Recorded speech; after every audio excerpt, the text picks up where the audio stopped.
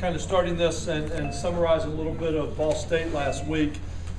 Just to say really how proud I am of this team, the way they handled their emotions. We talked all week about the difficulty last week with the highs of winning the Notre Dame game and the rain delay and dealing with all that, and then coming back and getting the news of Leroy Selman's passing on Sunday, and then to take the whole team to the funeral Friday. I was really concerned about this game. I think Ball State's a very good football team and beaten Indiana, a Big Ten team, the week before, but felt like we played probably one of our most complete games when you look at it since I've been here last week, especially in the first half.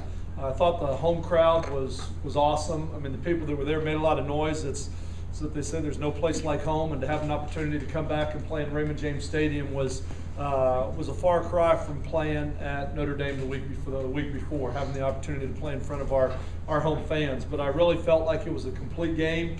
The offense got on a roll, which was really nice to see, and I thought defensively there was a lot of really positive things defensively, especially with the hard hitting and a lot of young guys that turned and made a huge contribution to us.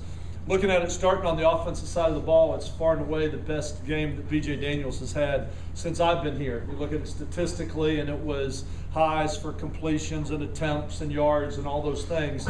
But I think it was one of his best games because of the way he managed the offense.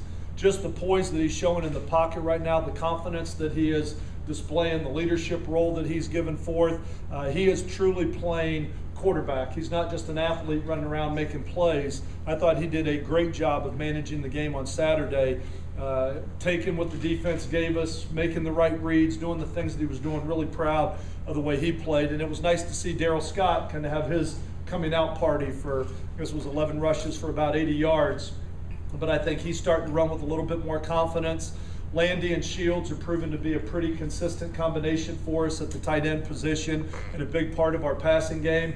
And then a couple of young guys to get a little bit more speed on the field with Mitchell and Lindsey Lamar, getting them a little bit more involved in it. I think there's a whole slew of receivers that are playing really well for us right now with Sterling Griffin and Bravo Brown and A.J. Love and Deontay Welch, and then a guy like Lamar and Victor Mark and Terrence Mitchell, and then the two freshmen, I think, are giving us a pretty good core of receivers. And it's really shown with BJ because he's not trying to identify one receiver to throw to. He has great confidence right now in that group, and he's really reading the defense and distributing the ball and doing a nice job of spreading it around. Defensively, I felt like the linebackers were really active. Linares, Dede Lattimore, Sam Barrington are all over the field right now. There are three leading tacklers. They're all over the field. It was nice to see a couple new faces out there, especially with a guy like Elkino Watson and the number of tackles that he was very active in this football game. To see Claude Davis coming off the edge, how he came off the edge at Notre Dame and what he's doing right now. I think Claude is a guy that each week as his responsibility is climbing, and he has really been answering the bell and doing a nice job for us. Patrick Hampton caused a fumble. Those guys up front, Corey Grissom, McCaskill, are really playing good football for us right now in the trenches. And then in the secondary, we have such great leadership back there. When you look at Young and Washington and the way Kayvon Webster and John Legister playing for us right now, really a good nucleus of guys on the defensive side of the ball that are really starting to play well.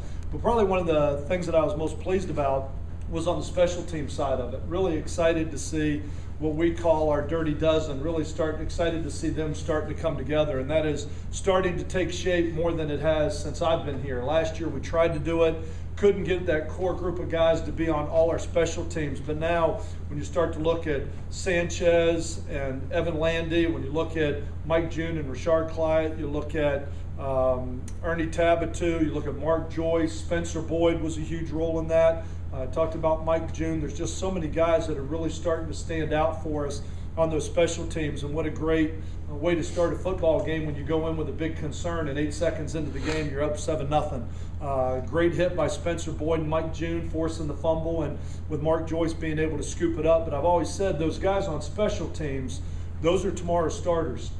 I like to take that dirty dozen of guys that are backups that are going to be our future stars. And if they can play 20 plays a game on special teams, they're going to log 200, 250 plays this year. So when some of those seniors graduate, they're ready to turn and step in with a little bit more experience. And so it's really nice to see those guys coming along in the unselfish attitude that they have right now. Bonani is kicking the ball well. He missed the one kick. Had the one blocked, which was unfortunate, but I think he's kicking it well. And Brockhouse Khan is really doing a great job of punting the football right now. So special teams wise, offense and defense, I really felt like it was one of our more complete football games.